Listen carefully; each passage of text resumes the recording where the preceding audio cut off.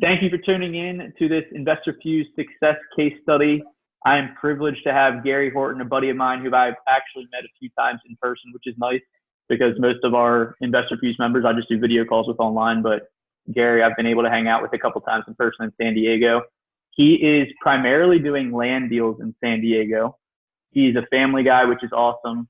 Good to see family guys in real estate that are getting into this career, spend more time with their family, something I definitely aspire to be moving forward here. And Gary, I'll open it up more to you to expand on that. Cool. Awesome. Thanks, Carlos. Yeah, that's something we were just kind of chatting about, where it's so fun for me to not just use a good either CRM or, a product, but actually be friends with the people that do it, And so thank you. And Dan and everyone, your team's awesome. And especially like at your, mastermind and stuff, it was just awesome to really kind of spend a lot of good quality time like that. So, but yeah, definitely a family man. I've been married coming up on 12 years. We have three little kids. Our oldest boy, Ben, is 6, and then we have boy-girl twins that are 4. So we have a fun, awesome, crazy household, of course. And, just kind of with that family comes, I think, the desire, of course, to provide and then have the time to spend with them, and if you're coaching either sports or doing all those things too. So it's a good combination, and just, gives you a lot of reason to try to do what you do, or, work late or whatever you got to do to get it done. Just with the family kind of as a focus, trying to make that the primarily the wealth and the riches of, quality family time and whatnot. That's awesome, man. Yeah, and you definitely have your why outlined, and I've come to find in the last couple of years that really helps with motivation, staying focused, tackling the biggest obstacles, like first thing in the week, first thing in the day. So you definitely have that down. I can see from how much success you're having recently. Tell us a little bit about how you got into real estate. I know you didn't start off in land. You've primarily been in San Diego, I think, most of your life. But how did you get started in real estate? What made you go there? And tell us a little bit about that transition from real estate to primarily doing land deals. Yeah, so kind of getting started, I just always felt like I was going to be a real estate investor. Especially initially, I thought I would just build a large rental portfolio, and that was my retirement plan. It was just, I don't want to have a traditional retirement plan. I just want to own a bunch of rentals. That's just kind of what I thought I would do. So I first just got my real estate license, and just figured, hey, do a couple deals a year while I'm still working full time, and I could build up funds for investment properties or rentals or things like that. And then what happened is I just, family stuff and job stuff, I just started to feel like I couldn't really wait any longer. So I kind of started getting caught up in a lot of listening to podcasts, real estate investing stuff, and, wholesaling, of course, is kind of like that, very, very popular investing strategy for anyone to come in without a lot of money and be able to, do deals and flip houses. And it just seemed like, hey, this seems like a great thing, and I could, add this a little bit too. So, wholesaling was, I thought, hey, out the gate, as far as, building up funds and just the value of being able to find the deal and lock it up and control it and stuff seemed like, if you're the guy that's finding deals too, that's always an inherent value. So I ended up kind of, not doing a textbook where, we had bought our house at a good time and just thought, the job I was in, there was a lot of a pain point where I didn't like it, didn't want to be doing it. And I knew I wanted to be a real estate investor and living in San Diego, and we were about an hour north. So it just came to the point where I thought, you know what, we're going to sell our house. We're moving back down to San Diego. I'm just going to go full time into real estate. I have my real estate license, so I can, do some realtor deals and, probably be focusing on wholesaling. And I'm just going to go after it. I know a lot of people are able to build up deals while they're working full time. That would have been a better way to do it. I think for me, I just felt like, I didn't have a lot of extra time between, kind of either more grinder job or with the kids or things. And I just felt like, and not in the location and stuff, and just thought, hey, I can do it. I have enough cushion if we kind of sell the house and make the move. So that was kind of a big mindset shift where it was just like, hey, if I never quit, I can, I'll never fail. but it was definitely, maybe a little bit of a risky move. And we had all 3 kids at that time, but I just felt like if I didn't do it now, or, it would only get harder to do, because as the kids get older or things start to happen, it's like you get more set, and it might become harder and harder to take a risk like that. So the timing was just right enough for that. So that was kind of a big shift. Sold our house, moved down to San Diego, quit the job, full time in real estate, and I'm, gung ho wholesaling in San Diego, and that's kind of the hometown. And initially, it kind of went pretty good. I liked it. The flexibility, schedule stuff was awesome. I had my first deal didn't take too long. It ended up being a pretty nice deal, and I thought, I got it. Like, this works. This is great. I'm going to be providing deals to everyone in San Diego. And this is, and the way the market was like, if you had a deal, finding a buyer was just, the last problem you'd ever have. There were just so many hungry investors. The market's still like that here. But what happened for me is it just seemed like I would hit a slump where the deal flow was really inconsistent, and it would just, it would start to get a little bit frustrating. It would seem like I was putting out more effort than what I was getting back a lot of times, and just how many people would be in on a deal. So the competition seemed to be pretty tight. You're always trying to find, that deal where maybe you're the only one making an offer, or kind of that stuff. And it just seemed like, a lot of people you'd meet with, they'd have a stack of stuff. And not that you still couldn't get some deals, but bottom line is I wasn't doing that good. I wasn't crushing it. I did not have a good deal flow. And, I just felt like, it's that weird mix of like, well, I don't want to quit because I'm sure I can crack this code, and it's not like I wasn't doing any deals. So there's kind of that one mindset where you don't want to start over or do something else, but then at the same time, you want to just keep doing something that's not working as well as you think it should be, or maybe another opportunity. So, as I was doing that, I would still listen to podcasts and things from times, not as much, but some. And I heard about, flipping vacant land. And, part of it really resonated with me because it seemed like it was more of an uncompetitive niche. The deal flow was pretty high, that maybe the deals were smaller, but, that it was, at the time, I remember some of the guys talking about it like, hey, you can do a mail merge. Like, that was like a big breakthrough for what they were doing, and, sending out these mailers. And it just sounded like I was already doing, I was already getting lists. I was already sending direct mail. So it was kind of an easy little like, well, let me just try some vacant land, because it sounds like that's, I mean, it makes sense that people that own, cheap rural vacant land, would, be more willing to let it go for a deal compared to a house, and not as many people are going to be mailing them as well. So it, it was pretty understandable that would be a less competitive niche to get into. So I just kind of started doing a few land deals. I guess maybe that'd have been like maybe the end of 2015 or something. And I kind of liked it. It was the first deal I did was such a small lot, and that's the thing when people think about flipping land or land prices, and especially where you live. In some areas where houses might not be that much, sometimes land will have a higher value, or if there's agricultural uses. So a lot of areas in Southern California, you can get really cheap land for hundreds of dollars. So I think the first lot I bought was $500, and it was so funny because I'm thinking I've spent so much more than this on a direct mail campaign that, what's the risk or whatever, marketing's a risk, and this is actually buying property. So, bought that lot, flipped it for I think only $1,500, but it was a win. It was a little bit of a profit. And it was kind of like, well, yeah, I could see how you could, do a lot of those, or do, bigger deals that the process is going to be the same. So that was kind of how I got my start. And then I went through a little bit of that identity crisis where it was like, I'm doing some realtor business, I'm doing some wholesale business, maybe some flipping land, not doing great at any one of them.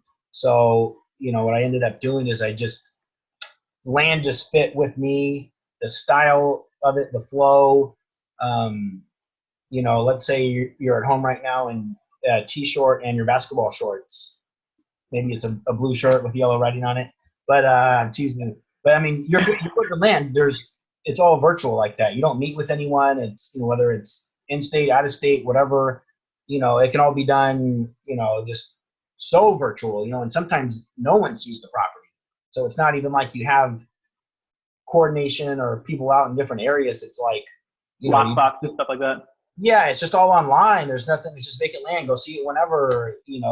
Here's a map stuff. So it just felt. So I ended up just basically 100% abandoning wholesaling. Just okay, that's out. For maybe a little while, if the old leads came up, I maybe try to do something, but kind of went where I started shifting a little bit more into maybe land or thinking I could find someone to help with it because I liked it.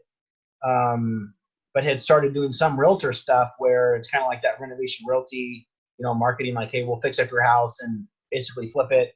Or like you flip your own house, like we'll bring the money, renovate your house, list it so you get a premium, kind of cut out the flipper stuff a little bit. So, I mean, mostly just trying to find something that I could get a groove and get a deal flow. And land became that for me, where just the response rate you would get, and it just seemed like I would get more than I should have. Where wholesaling would always seem like I would get less than my efforts. And like land, I felt like not guilty, but like definitely felt like you would get more than your fair share from the efforts for sure. So I think just that shift of deal flow, wins, you're building up confidence when you're doing deals. And then you have a couple good deals early on and stuff too. And that was kind of how I got in, and maybe like how I shifted into land eventually. That's awesome. You burned the ship, so to say. Just when I did for sure. So it was, I know a lot of people will maybe do well with the first thing out the gate. I just didn't a little bit, and I felt like once I settled into land, it was like, oh, I'm so thankful I found something that fits me and that I could do well at.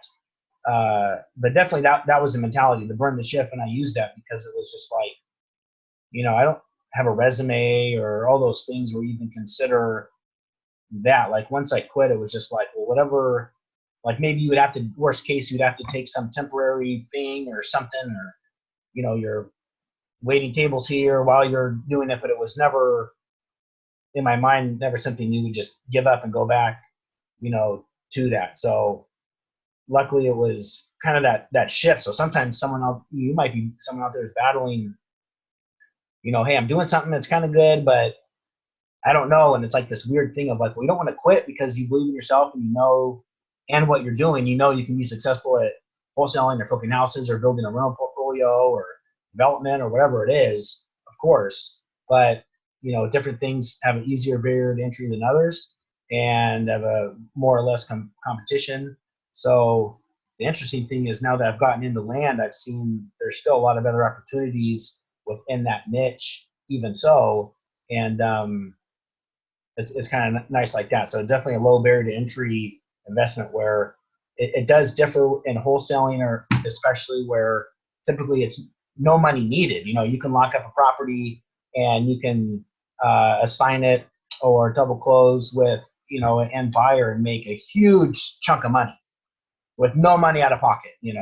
Maybe a small E&D or something, but it differs in that. Where with land, I'm actually buying and closing and owning these properties. So it is different that way. I'm writing checks, I'm buying the land, taking ownership of it, and then marketing and reselling it as the owner.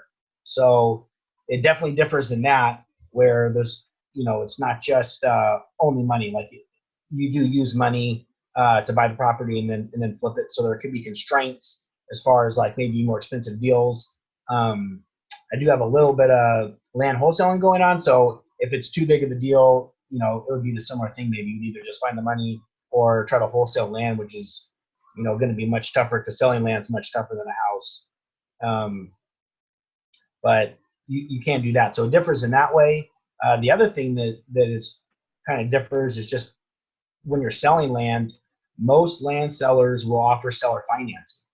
So that's kind of the unique way to create notes and create monthly cash flow, where especially on lots that are very inexpensive, where you don't have a lot of money into them, you can usually get, your money back, either on the down or very quickly. And then you're just kind of cash flowing for, however long that note is. Typically maybe 4 years or so is maybe like the average note, for a lot of land deals. So it's not quite forever money.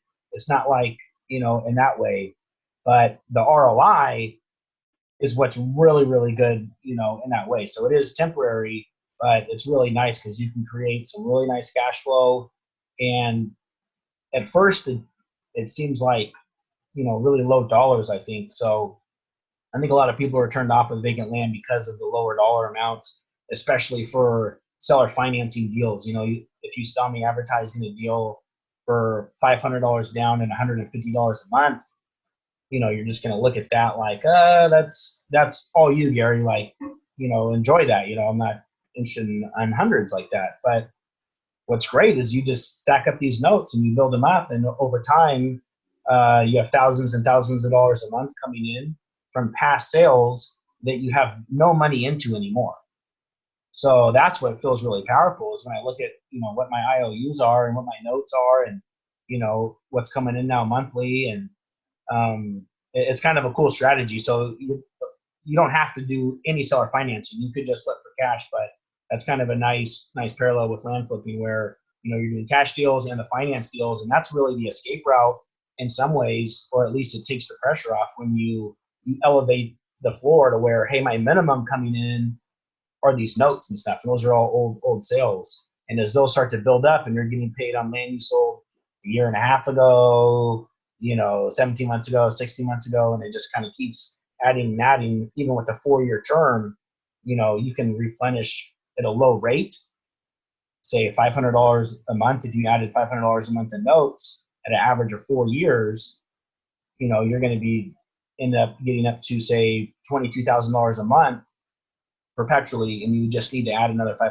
a note, a month on that, which maybe that's a couple lots a month. So it's kind of a cool strategy and cool option that differs in that way too. So yeah, that sounds like a cool niche. I have a bunch of questions to loop back on there, but it's interesting. You had that intention of getting the residual or passive income through a bunch of rental properties.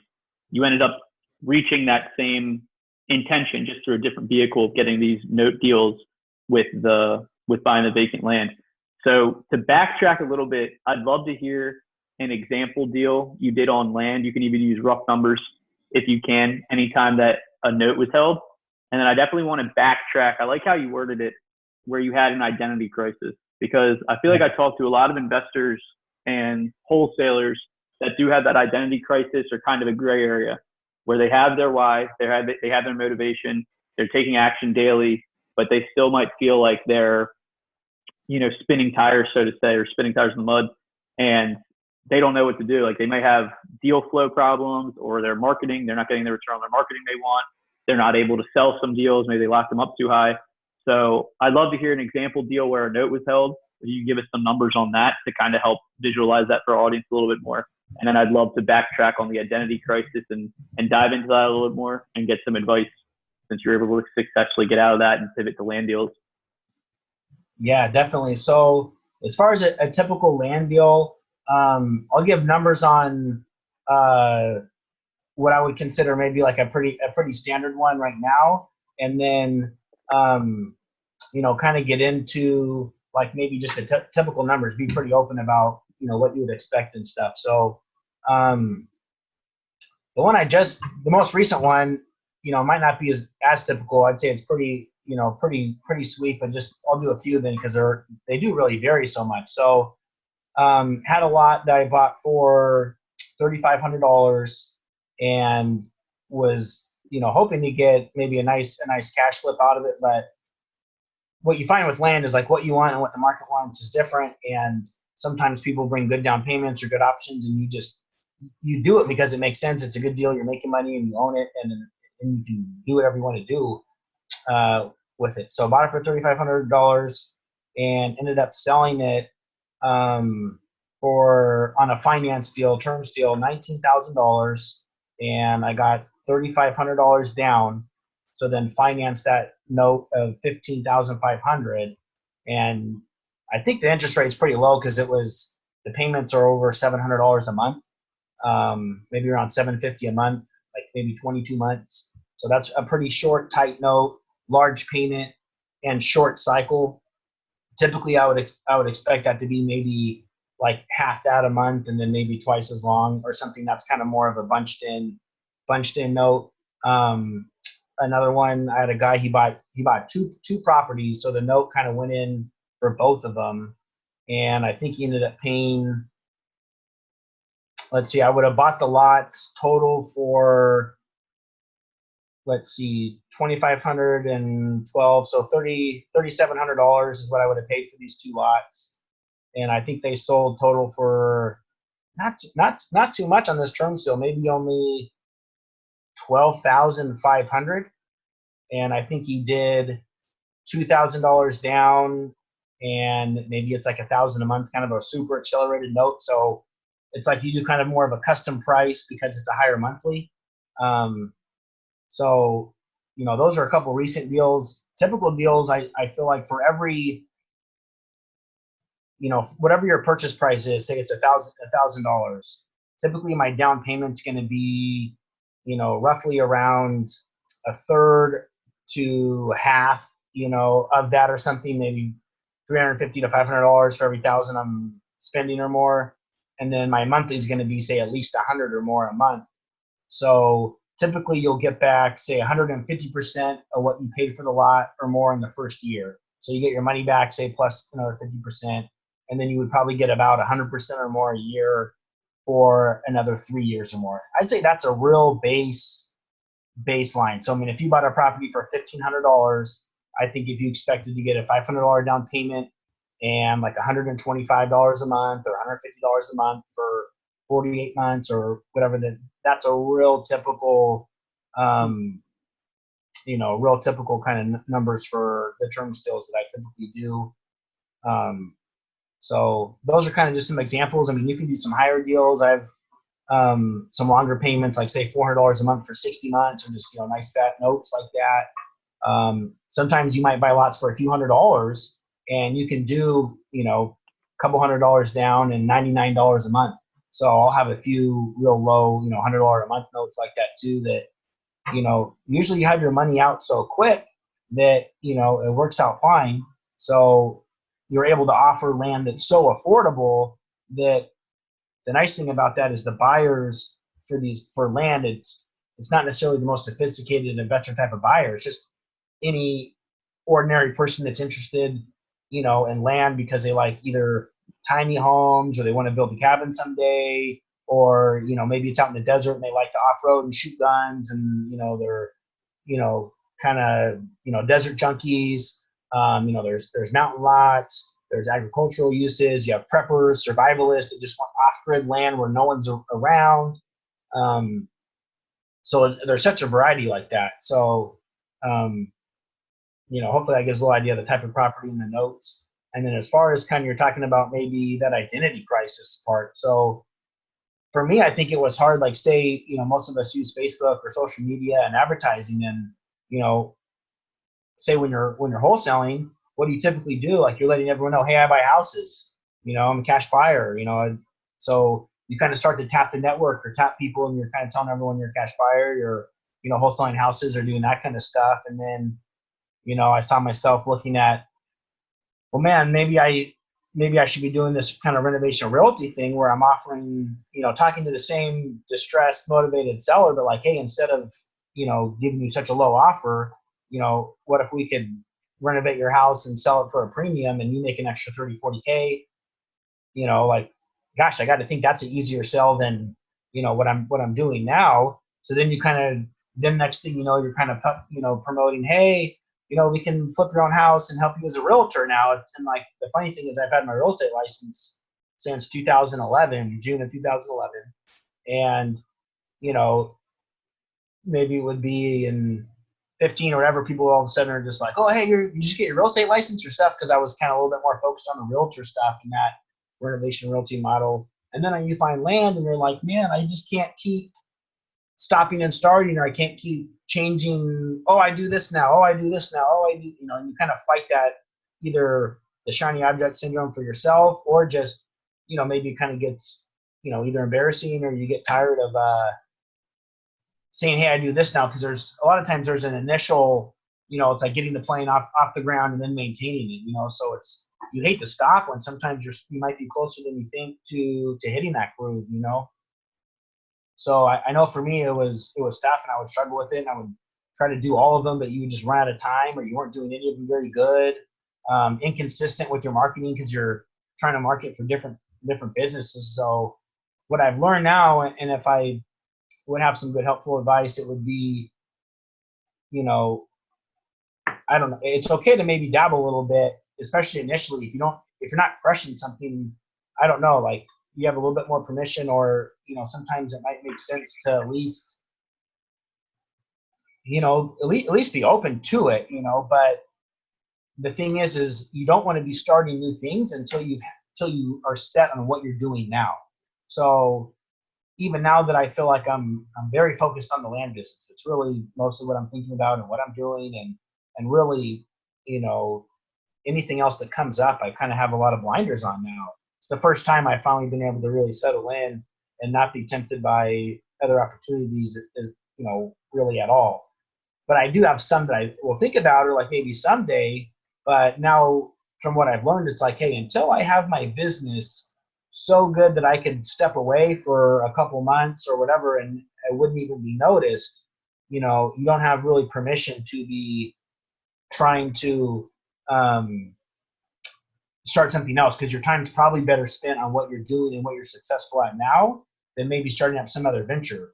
But I feel like you see these people that they own all these different companies, or how do they have time to do all these things? And I think that's kind of the key, is you set one thing up and then you have it to where you can monitor or manage and kind of, not spend a lot of time doing it. And then it's like, okay, then you're going to fire up something else and then get into that stage and then fire up something else. And those are like Elon Musk, or these people that you're just like, how do they do all that stuff? And like most people are like, I don't have time to work out. I don't have time to do this. You're like, well, how does that guy have time to do all these different, things like that? So I think that's kind of the key is, don't spread yourself thin where you're doing all these different things and you're not doing it well. Whatever's working best, put good money on good money, and, grow that the best. And then once you feel like you got that to a good stage, where you can step away, and then, you're not harming that, and maybe if you want to add something else, because it is nice to have a few ways of making money. I like, even now I still do some realtor business. I do the land flipping, I do, cash sales. And then of course I have the residual, notes coming in, as well as new notes being set up, and then I also am doing a little bit of land wholesaling now in San Diego. So my land flipping, that's like mostly California, but even, out of state deals too, where for wholesaling, it's kind of like more of a Southern California, especially San Diego, where I have some connections with builders and developers and people that, know them very well, where you kind of have to have a good connection. I think the wholesale land, it's not a quick, easy decision. It's hard to know exactly what you really have, and buyers just need more time. Even a builder cash buyer is going to need more time than say, buying a house where you can close in 5 days or 7 days, and that's just kind of more routine. So kind of spreading that out. So, but now I feel like I have a little bit more permission to start wholesaling a little bit of land, because it doesn't really dig into what I'm doing. It's so similar. It's so easy. It's like, let's just get this list and add it. You already have all the systems in place to handle that kind of stuff, and it can complement, so it's kind of, I think, a nice complement to the business. It's similar, just another way, different type of deal, a little bit different strategy, a little bit different marketing, but not taking away from kind of like the main, just cheap land flipping at its core. Yeah, for sure. Yeah, so I mean, taking consistent action, kind of dabbling, the analogy of getting the plane off the ground, that takes a lot of energy to get the plane off the ground. But once it's up and running, you're not using as much energy. So you were kind of in the airport getting 2 or 3 planes, kind of getting them, getting everybody's seatbelts buckled in. They're all just touch and go. Nothing's flying. Yeah. That's a good analogy, man. Yeah, and then you kind of, got one going, and maybe that was part intuition, maybe some divine nature, but you got into the land full focus now, and you have both like the notes, the wholesaling a little bit, but those are kind of similar path though. I feel like if you're working on the wholesale in San Diego or Southern California, that's not necessarily taken away from the notes or anything like that. So that's cool. And then to touch on the note deal real quick, and then I'm going to talk about your acquisition process, which I've already talked with you off air about before, which is really interesting. And I think our audience will appreciate, like mostly real estate wholesalers. But for that note example that you gave, even though that they're smaller deals, smaller acquisition prices, smaller sales prices, it sounded like you said there is a 50% return on the first year and then up to 100% return. Is that right? On the second, third, and fourth year for like a 4-year note? Yeah. So, but like with the 50 being like in addition to say getting your money back, you know what I mean? Right. Yeah. Right. So yeah, that's so what's cool though is sometimes you get your whole down payment, or your whole investment, or maybe even sometimes I've gotten more than that just on the down payment, and then there's a note trickling behind. So I mean, I'll tell you this: I sell land very, very cheap. I mean, I buy it, of course, cheaper, but that's part of how you sell land quick. It's like I'm looking at the market. I know what other people are selling land for like that. So I know in my mind, if I want to sell it quick, I need to be a better price. I need to have a better ad and better stuff. So, I feel like I'm offering good buyers. I'm super flexible. I'm not a good negotiator. Like if someone's ready to go and pay, it's like I'll feel like I'll have seller's remorse a lot because, I'm looking at some other land deals and I'm like, gosh, man, I'd love to sell this lot for that much, but I bought it for this and this guy will pay me this and I'm making money, and they're excited for the deal and you do it. So you feel like it's like the buyers are getting good prices too. And then they, seller financing, it's like, they're excited about that as well. So. That's awesome. Yeah. The acquisition price is smaller, but those returns are awesome. As far as the acquisition process, like I said, I know we've spoken in person about this, but I think it would be cool to kind of talk about the marketing that you do for the land deals, how you're able to acquire these deals, and then the selling side, which we've talked about a little bit. And it's interesting that for land, it seems like really the buyers are the ones that you have to follow up with and keep telling them about the deals, where with real estate, and that's our software's focus, is being able to follow up with the sellers. It's reverse. Yeah. And I want to definitely hear, which is going to be cool about, I'm sure you'll talk about this, is just where you're mailing the offers directly right to landowners, which is awesome. Right. So real quick too, because I was talking about numbers on the finance. Yeah.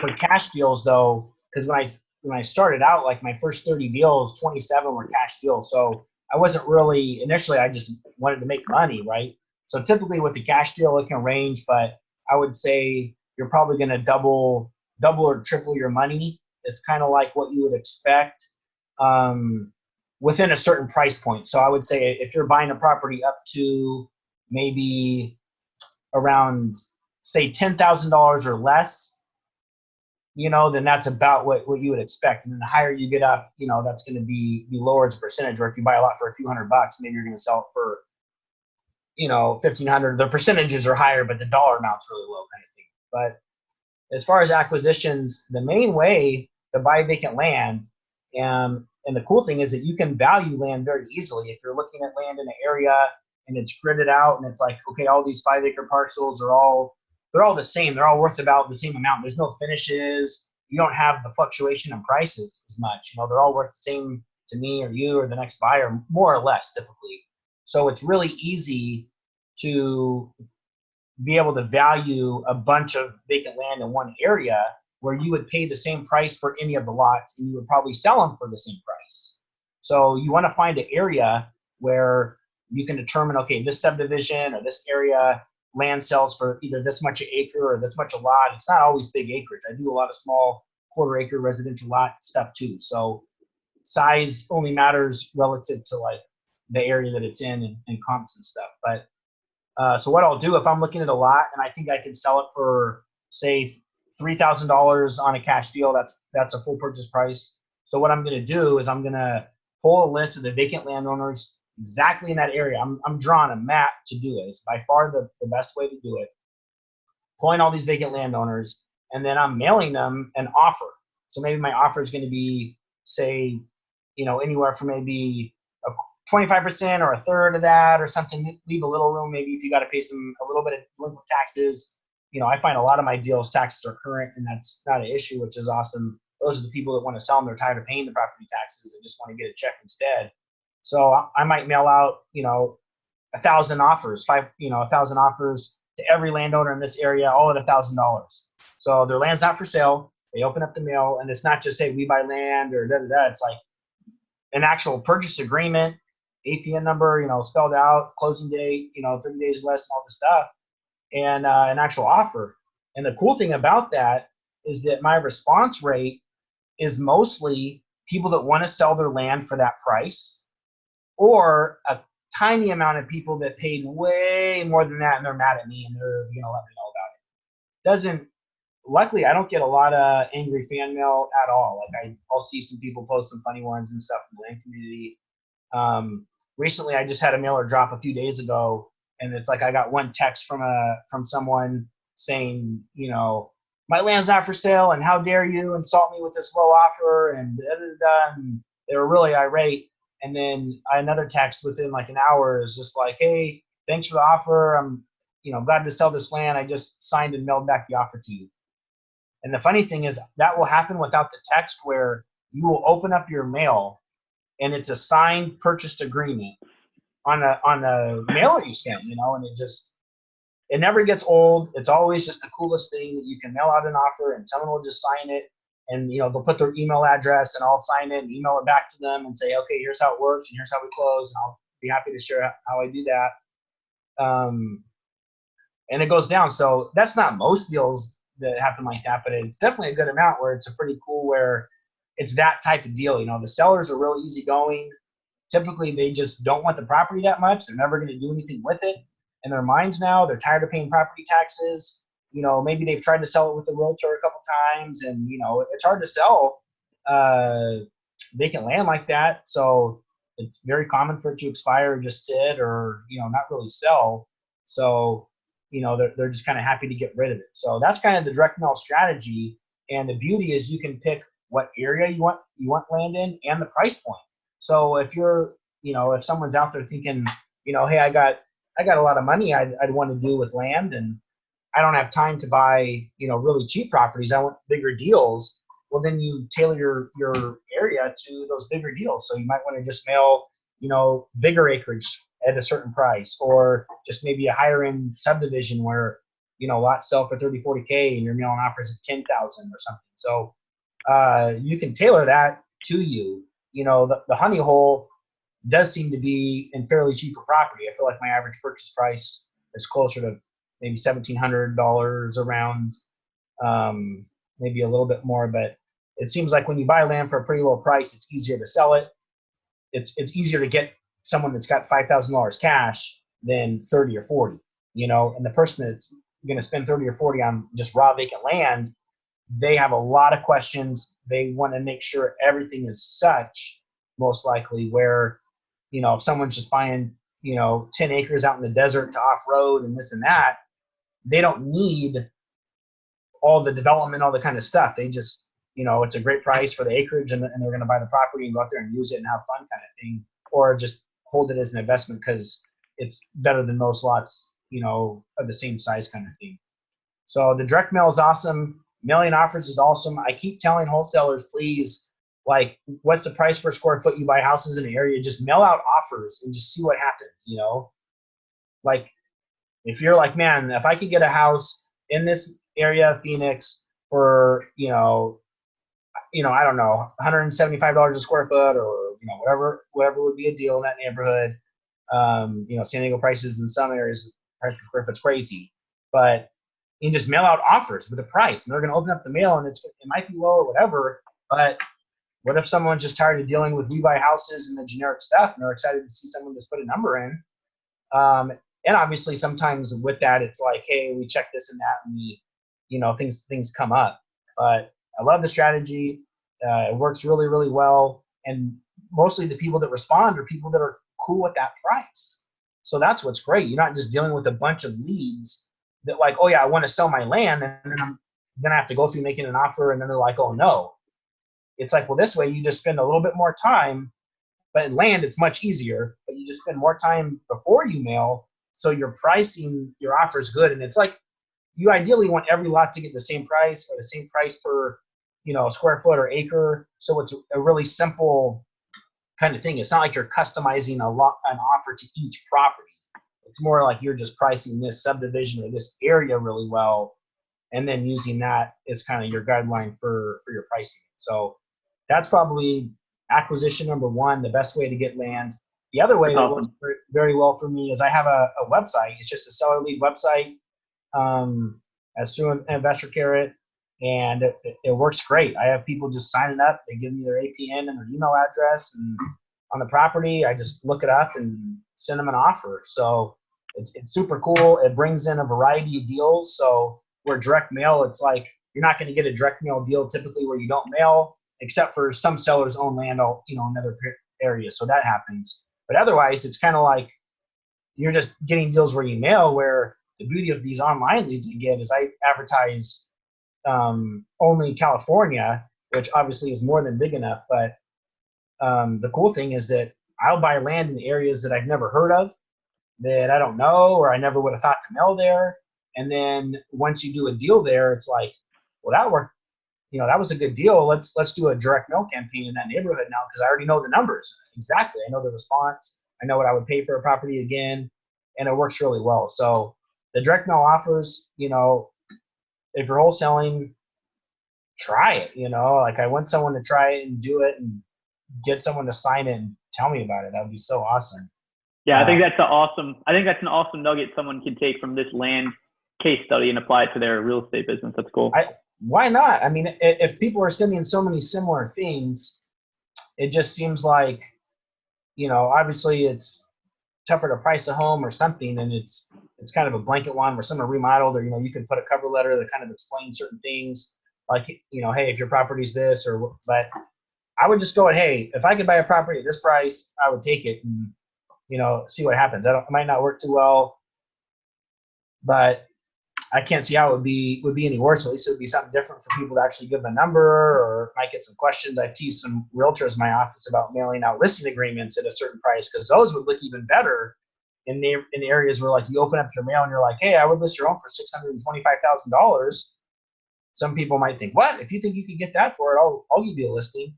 So it's just nice because it's so direct. So I would definitely hope someone would try it, and definitely hope it would get them some deals. For sure. Yeah, I like that. That's a creative strategy, going right to the point. You're doing some more due diligence up front. You're doing smart due diligence up front, spending time just sending offers, waiting for the numbers game. And even though it's a smaller acquisition price, makes a ton of sense to me, because you're almost like a leadoff hitter, getting a lot of singles, just hitting at a high average, but you're getting those for 9 innings and they keep coming in. It's awesome. Right. Exactly. That's awesome, man. So let's talk a little bit. So you're getting these offers back.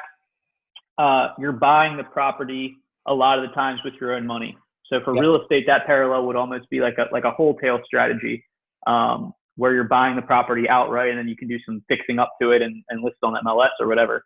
So for land, you're buying these vacant lots with your own money. Tell me a little bit about the disposition side. So you have these. How are you marketing these? We've already touched a little bit on how these buyers are different than your traditional real estate buyers, who are investors and maybe investing with like 401k or IRA, something like that, or that's their main career. And also, is it like real estate in a sense where you have, I'm sure it is, where you have repeat buyers, where you're selling the same buyer's land over and over multiple times? So definitely touch on that disposition side, and tell me a little bit about the buyers and how they vary from your typical real estate buyer when you're wholesaling properties. Yeah, so I'll start with the buyers, because then I think that'll make sense, and it'll explain, hey, here's why our disposition strategy is kind of what we're doing. So the buyers are just people that they're not investors typically. They're not going to be buying either a bunch of property or certain things. They're just people that are interested in a good land deal. And that's a lot of walks of life and a lot of backgrounds that are interested in owning land. But I think there's people that just know, hey, there's a lot of things to own. At least owning land, you actually own own property. And most people don't know that you can own land for only $2,500 total, and that's one of the unique things is that, most land deals, we're not going through title and escrow and those traditional closing. It's, we're self-recording, I'm preparing the deeds, I'm sending them to the county to record them. So your closing costs are so low per deal. They're almost, $150 or, with a notary and recording stuff. I mean, it's so, on both sides, it's so low that takes it so much money out that you can offer such a good deal. So what happens is, because your buyers aren't the sophisticated pros, easy ones that are going to chomp on it and just go all in, and they're desperately looking for these deals like a flipper or something would. It's the opposite, where we're doing marketing, but then these buyers will come in and say, "Oh, I mentioned this property." Oh, yeah, but then it's like, well, first, maybe they want to go look at it, and it might be a couple hours away from them or something like that. And then it's like, well, maybe I got to call the county, and then it's hard to get good information from the county about exactly what you can do and utility information. What is it going to cost to do this? Maybe it's off grid, and so all these things come into play. So the buying cycle is longer. The buyers aren't as sophisticated. Sometimes they're trying to do any kind of deal that you can imagine. Like I've been offered cars and camping trailers and weird trades. Karate self-defense classes. So it's like, I own the property. Anything we can work out would be a deal, right? So it's cool like that. But those are your buyers. So great people definitely have repeat buyers of different uses. Like I was touching on, either someone a tiny home, someone to build a kit, desert, maybe outdoorsmen, preppers, investors. I have some buyers that buy from me and then resell and to like kind of retail market, because I usually price, kind of more wholesale, cheap land level, or especially, willing to deal quite a bit too. So as far as disposition, really the key is to be everywhere. So building a buyer's list is, it takes on a whole new meaning. And these buyers are like anyone who's ever expressed interest in buying land is buyer. Like the barrier to entry, almost anyone could buy some land I have. Like I would have land right now I would sell for $250 down and $99 a month, like right now. So most people would have $250 and they could lock it up and buy a property today. That's wild. So it's like step one, I'll go through it because I just did kind of a fresh little kind of revision on this a little bit. So what we're doing first is sending like coming soon emails to our buyers list, especially people that have shown interest in that area. So I'm going to give you guys some love about InvestorFuse, which is the hub of my business. Everything comes into InvestorFuse, period. That's where everything, all the action is. And of course, everyone listening already knows that. But, the Investor Carrot websites are hooked up to it. CallRail's, hooked up to it. Anyone who calls or texts, we have like 12 phone numbers now or more. And it's just like, everyone's just kind of coming in like that. Well, you can tag these buyers based on what area or what property they reached out with before. So if I have another land deal coming up in, Riverside or this area, I pull up all the tags from Riverside area or whatever, if it's in your, MailChimp or whatever kind of email marketing stuff you're doing too. What's cool with InvestorFuse is you can email or do the text blast in there. Because some people, I only have their phone number and not an email, right? And I'll send them a coming soon. Hey, have another land deal in the area you asked about that property that we already sold, but we have another deal coming there. It's not even listed yet. So you're kind of getting the coming soon, trying to get land buyers that already know you. They already, probably are on getting your weekly emails and all your stuff and coming in the fold. Next, what we're doing is basically doing some Craigslist ads that are kind of like, hey, coming soon, new property stuff coming, it's not listed yet. Trying to just make it sound like enticing, like, hey, you could try to get a sweet deal before anyone knows about it, once for buying property, because it's part of this step, and it's, interesting to know, the main way I buy land is I prepare the deed. I find a mobile notary that lives, very, very close to the seller. And then I mail the mobile notary the prepared deed and a check, in an envelope for the seller. That mobile notary will, schedule an appointment with the seller. They meet, the seller signs the deed, the notary notarizes it, they hand them the envelope, and that's a done deal. So it's so easy for the seller. They just show up, sign a deed and get a check. That's it. Then nothing else. You know, they have to have their ID and they do the thumbprint with the notary. But super simple on that, and then the notary sends me back the notarized deed for me to record. So once I've cut the check and it's like, hey, we're definitely like, we're buying it now, like it's check's cut, it's in motion, property goes on the website for sale, we're posting it on, say, Zillow for sale, ads are going out on Craigslist. Our next weekly email blast, it'll be like, hey, new hot property that's in our inventory, that's to all of our land buyers on there. And then I try to do them, these property sales videos. So usually it's a mix. If I have good photos, or every once in a while, and more lately, I'll have an actual video of the property depending on where it is. So I'll kind of make a video of the property, and then it'll kind of tune into me as a screen share. You know, hey, thanks for watching. Let's go on my website. You can see the property here. Sign up on our buyers list. And then on Google Earth, I'll show you where we were. So we were walking around here. This is where the property is. You know, and do these little videos, and then those go on the website and get added to it. And then I'll take it to the Facebook buy sell groups. That's kind of one of the spots that not all properties do well there. Sometimes it's crickets. Sometimes it's kind of like a lot of effort to manage a hot property. So these are the general buy sell groups, not land, not real estate, not investing stuff. Those, to me, I've never even gotten one single decent lead out of any of those type of groups for posting land for sale. Like, that's just not where land buyers are. That's where investors are all posting their deals, and everyone's doing the same thing, more so in my experience. So just the general buy sell groups, people are posting clothes for sale and furniture and cars and all this random stuff. And then there's me posting land for sale that I own. That's a great deal. And if in the right areas at the right price, sometimes you just get mowed over. And, you know, that's one of the platforms I sell on for sure, is on Facebook in those buy sell groups. So that's a creative strategy, and you're really getting creative in catering to the buyer that land deals attract. Could be some teenager that has money from his parents that just stumbles on Facebook and sees he can buy a. We have young buyers, and, you know, men and women. You know, it's definitely a good mix like that.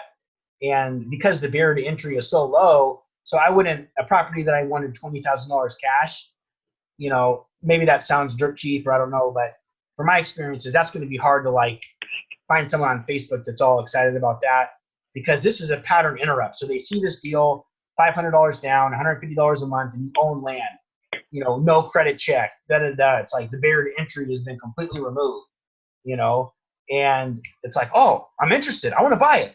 But then, and 20 minutes later, it's like, oh, my show's on and I'm over it, right?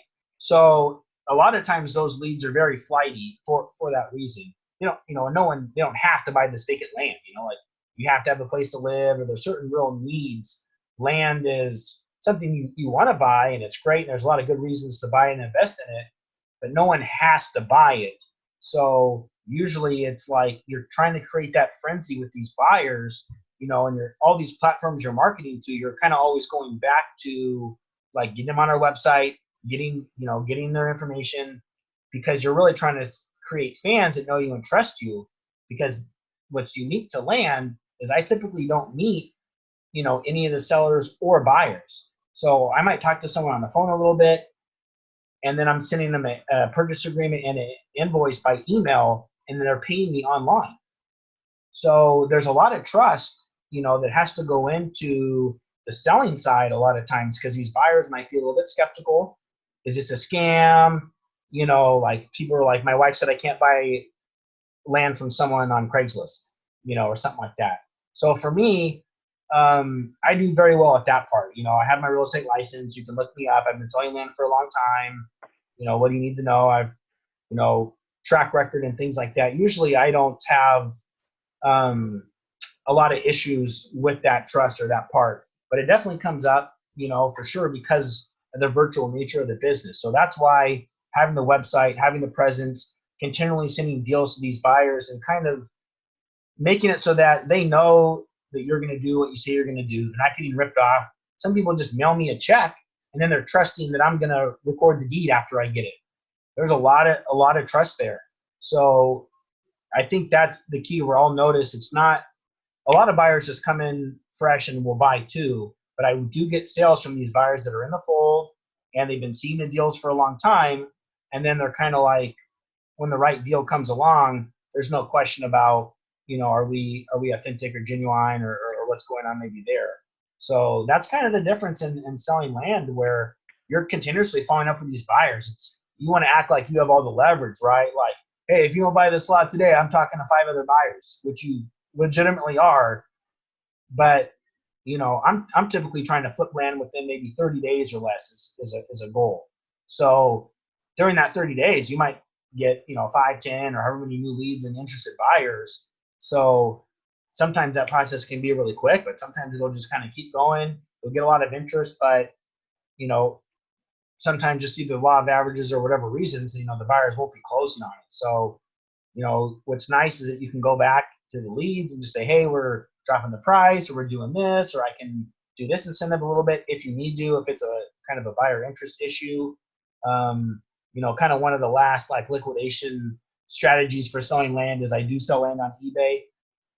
It's probably the worst place to sell land as far as just usually you get a pretty low price. So usually the buyers are getting a pretty good deal on eBay. But in addition to like typically getting a low price, there's a really high flake rate. So a lot of people will end up winning the bid and then just not even pay. So,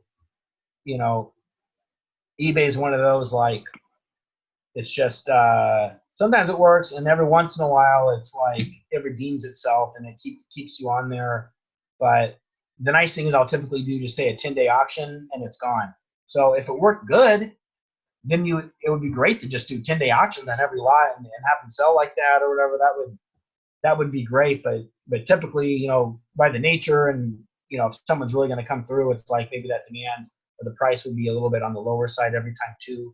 But that's one strategy. So when you look at my deal breakdown, like I did a quick thing at my last 20 deals, and it was just like Craigslist is number one, but maybe that's going to be like say 6 sales out of 20 the buyers come from Craigslist, and then you're going to have maybe 4 or more that come from my website, like Left Coast Land. It'll just show up on different searches or people searching to buy land. I just have people to just sign up wherever they come from. Of course, it's probably maybe around number 2. Facebook's on there, Zillow's on there, because you can post Zillow for sale by owner for free. So that brings some sales as well.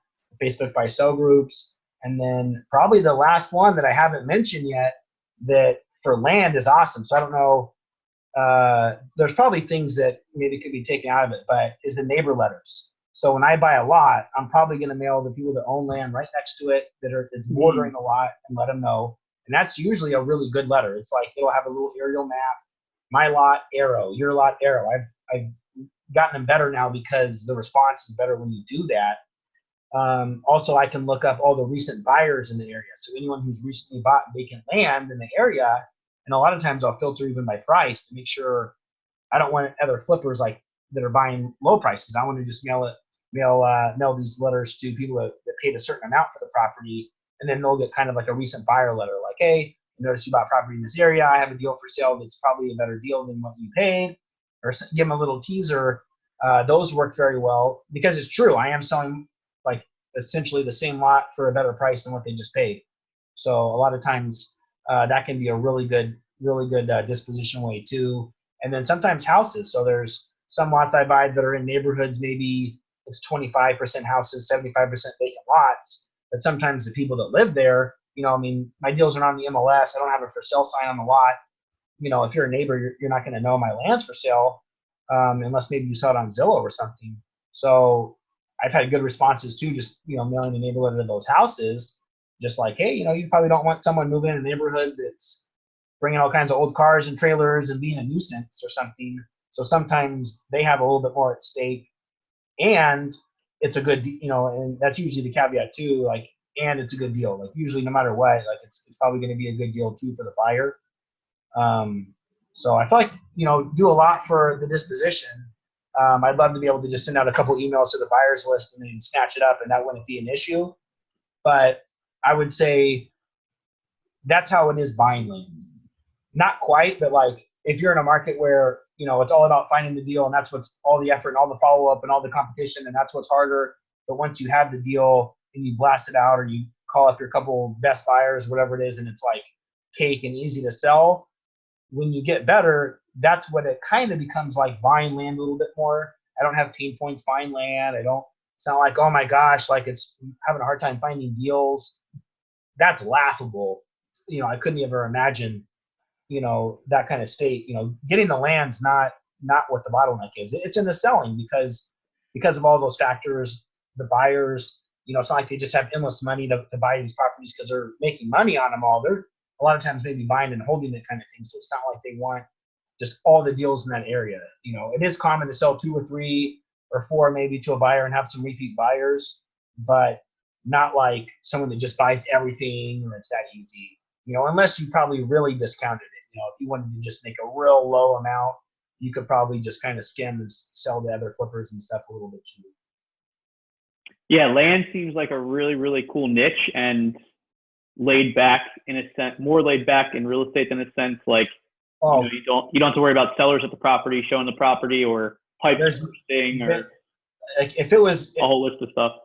If it was a TV show, there would be nothing to see here, folks. There's not a lot of drama. Nothing typically like ever has to be done today. Like it's just exactly, not. Yeah. It's not like that, And the funny thing is, especially on the sale, acquisition side, where if I'm talking to a seller, and let's say we don't come to an agreement or whatever happens, it's like if I look at if that guy still owns the lot in a year, at least 80% of the time or 90% probably they still do. It's not like the deals are just gone as much because, I know what I do to sell land. I'm a pro or whatever. I do a lot. I put a lot of effort into selling, trying to sell 10 lots a month or whatever. And it's like, I know what it's like. I know how many buyers we have to talk to. I know the questions they have and how frustrating it can be to sell land. So for the average person, I want to do it for sale by owner or wait for a realtor or do that. There's not as many great options too. So a lot of times it's not uncommon to see properties just the owners quit paying taxes and just let it go back to the county because they're just over it. Maybe they tried to sell it and they couldn't. And it's like, even if taxes are $100 or $200 a year, at some point, maybe you just get tired of paying that when it's like you've been paying it for 10 or 15, 20 years. Property's still not worth that much. Maybe, I'm going to buy it for $1,500 anyways. It's like, why would I keep paying on it? I'll just sell it kind of thing. So they're happy to get an offer and know that they can. So that's why the website works well too. Obviously, people are searching and signing up and, wanting to sell their land that way. So selling land is not easy for anybody, So that kind of makes it a good candidate. We're selling a house. Talk about selling a house in San Diego right now. It's not a lot of effort would be needed. You just list it and nature will take its course, So it's different in that way too, where because it's hard to sell, it creates the opportunity to be able to get, to buy land for a lower price. It might sound crazy, but in actuality, it is a good fair price for the effort that has to go into the flipping and stuff too, I think. So. For sure. Awesome breakdown. I even learned a ton of stuff. I've talked to you about this in person, just asking you about it and hearing kind of your thoughts all out. I've learned a lot of stuff today. Nice. So thank you for sharing that. As far as where you're at now and moving forward, I'm not sure if we mentioned it yet on this call, but I know that since you've been mastering this land game, you've even taken on some like mentees and coaching a little bit. So moving forward, you probably put coaching part of the answer. What are you looking to do moving forward?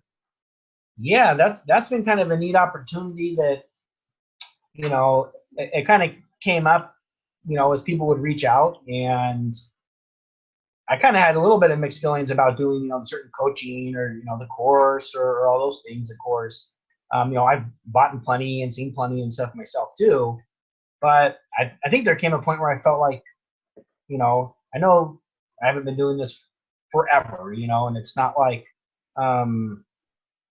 maybe a part of you feels like you should be more of a master before you're coaching. But the neat thing about land is it is very simple.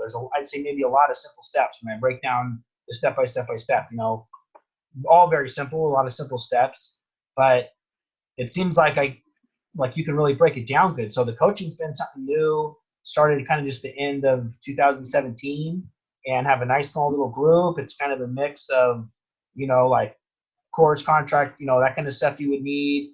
And then, one-on-one stuff as well as like a little group thing. And, I definitely enjoy it. I enjoy watching people have some success and kind of like send out a mailer and, a couple students like, hey, I just got some signed contracts back in the mail. It's like, yeah, see, I didn't make that up. Like that's what does happen. It's not the norm, but yeah, you get some of those. So that's been good. So moving forward, I have my core land flipping business, which that is, at least more established and feels like the deal flow is good. And that's great. So that stays and it's kind of like the main dish a little bit and what I really like to do. And I have, good help, with an admin that works with me and it's such a great help now. And it's kind of been kind of an elevator in that as I've maybe taken on a little bit more too.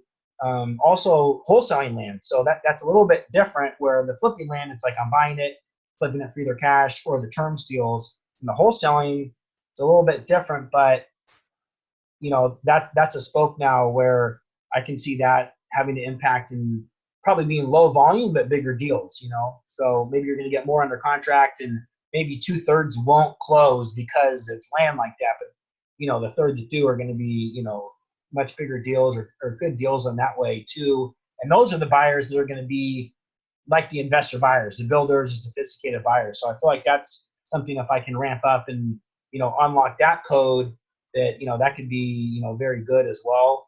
And then the coaching stuff, definitely doing a little bit more of that. It's a small thing. I don't like advertise it or have a website or have any marketing for it, but people kind of will ask and those will trickle in and that works out really well. I kind of like keeping it just small and people I know and enjoy working with and it's fun like that. And then I have the realtor business. So I do a little bit of realtor business in San Diego. Maybe a little land listings or a few, land stuff as well, but mainly probably just, home listings or maybe, a couple, buyer deals and stuff too. So I do like having the mix. I do like having a few different areas. Sometimes, maybe you'll have a few deals closed in this area that are kind of nice. So I feel like kind of ramping stuff up this year and kind of where I'm at more. It's just, things are kind of working, just, ramp them up a little bit. I feel like we're set up to be able to take that on. The note portfolio is building up and up, so it's still not where it's not at the goal yet, but I do see the light. I do see it growing, and it's it's enough to definitely move the needle quite a bit, and see like, man, this is cool. I can easily see how you can build that note portfolio up to a nice monthly income where you don't feel that pressure. You kind of get relieved of some of that financial stress where money is just coming in from past sales. And again, it's not, forever money like a rental property kind of thing, but usually there's a pretty good terms on those. And, the business kind of runs. So it's like, it's not an issue maybe adding more notes and stuff. I feel like I'll always be doing land. Like I just like it and it fits my personality very well. When I go on vacation, when I go do this, if we were at my home office, if I was at the home office right now working, I'd have like a kid probably hanging on my back right now, and I can work like that. It's fine. Like, it might be harder to do a few phone calls here and there with the kid on your back, but it's nice. So the flexibility in that way just fits me where, I'm thankful to have found a niche that fits me. Stumbled into it because I probably wasn't good at maybe other things that other people are doing well at, I guess. But it's good. So that'll be the core. I won't ever disband in that. And maybe in a couple years we'll be talking and, I could see maybe the development side creeping in down the road a little bit because, as you start finding good land deals and then you meet builders and developers and stuff, it's like, putting deals together is just kind of, it's all the same. It's just maybe, being willing to go for it kind of thing a little bit. So I could see that, down the road, if those doors open or opportunities come up, maybe doing a little bit of that, but that's not really in store at all for this year and anything I'm looking at. Very cool, man. Real happy to see your success and most importantly, just finding your niche, being happy, working every day and getting energy from that. Yeah. And what's the best place for someone to reach out for, to ask you questions or just touch base, especially reach out if they're a real estate wholesaler listening and they just send out blind offers and get something sent back and close the deal on that? I'm sure Gary would love to hear about that. Yeah, I'd love getting in touch. So I'd say, email's probably good. It's a little long, but my email's Gary@propertyinvestmentengineers.com. So that's usually like probably the most direct way. My website for where I sell land is Left Coast Land.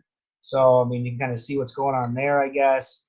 Connect They that can join way. the buyers list to see what type of marketing you put out on. Yeah, they can see some of those, see the deals and stuff, and some marketing stuff, and kind of like those deals of the week go. I mean, I do that where there's other guys that flip land, and I just kind of see how they're doing some marketing and stuff. And the land community is pretty nice and friendly. It's, there's good connections there. People kind of have territories, and even if you're working in the same areas, I mean, there's some huge like companies that flip land like in the same areas I do, and it's like it's not like I'm the only one in these areas. Like there's plenty of other people that are doing deals too, but sometimes it feels like you're the only one, or at least there's not, a ton of people in that way to where, it's not like people are on people's toes, or it's like, oh, I don't want you, if you're going to be, doing land deals in this county, I don't want to tell you how to do it kind of thing. Cause it's just Right. like, I mean, there's so much land. I think that's what you find is it's just like, there's just endless opportunities in it. There's so many other areas where, even states or things where it's like, oh, it'd be cool to do a bunch of land deals in Idaho or Montana or, Hawaii and different stuff. And it's just like on and on. Like there's just nothing but, vacant land out there, it seems like. So. Very cool, man. Well, Gary, appreciate you. Really glad you're part of the InvestorFuse community. I'll definitely catch you next time I'm in San Diego. Everybody listening, thank you very much, and hope you guys enjoyed this and got a ton of value from Gary. A great guy. Thanks again, man. Awesome, man. Thanks, Carlos. Enjoyed it, and definitely really appreciate you guys a lot, and look forward to your next visit, man. Likewise, man. Thank you. All right, awesome, bud.